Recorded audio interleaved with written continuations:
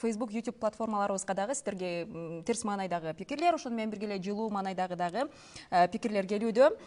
Турсунбай Бакир уулу, сизде тажрыйбаңыз мол, биз сизге ишенебиз, сиз мыйзамды жогорку деңгээлде жазасыз деп ишенебиз деген пикир. Самый достойный депутат, самый грамотный депутат это Турсунбай Бакир уулу дейт. Суроо, YouTube Турсунбай Бакир уулунун бүтүн Кыргызстан партиясына кошулушунун жана бөлүнүшүнүн себеби эмнеде? Bir жагынан мактап, bir жагынан азыр суроону бериптир. Мейли жооп берейин. Бул өтө эле жанжалдуу окуя 2020 жылы болгон. Мен Мекенчилик партиясына кетип аткам, анда Садыр Жапаров түрмөдө эле, ал айтты эле, ажаба биздин партияга кетиңиз деп. Камшек досума жолуңуз деп. Камшек досуна мен жолугуп, Камшек эниме Мекенчилик курамында элем. Бир маалда Камила Талиевич алып калды.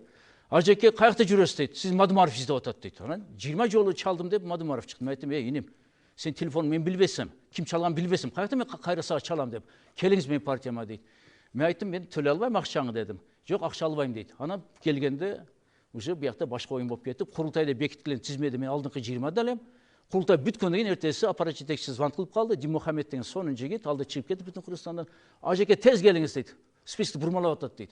Барсам, аякта Мадумаров, биздин Карасулук өзүм аяш инем Малабаев Мурат, Өмөрбек Суаналиев, Темир Сариев, Исхак Масалиев, дагы бир Сокулдун экс-аким отурат. Бүт тизмени бурмалап, чимкириктер кийип атыптыр. 6-чакчы депутаттар. Айттым, бул эмне болуп кетти? Курултай бекитти го десем, $200,000 дейт. Сиз бере албайсыз дейт. Биз бергендерди коюп атабыз деп. Ошон үчүн мен чыдабай кеттим. Жанжал болуп кетти. Айттым, Адыхан, сен намаз окуйсуң, мен намаз окуйм, эркек киши сөздө туруш керек. Андай болгон жок. Өкүнүчтүү, бүтүн Кыргызстан менен кийин мен соттошоюн десе мени чыгарып салды залдан, ВШК соттошту, но Алла Таала өзү жазалады аларды. Ошон үчүн ушундай некрасивый ситуация болуп кеткен. Күнөө менде эмес.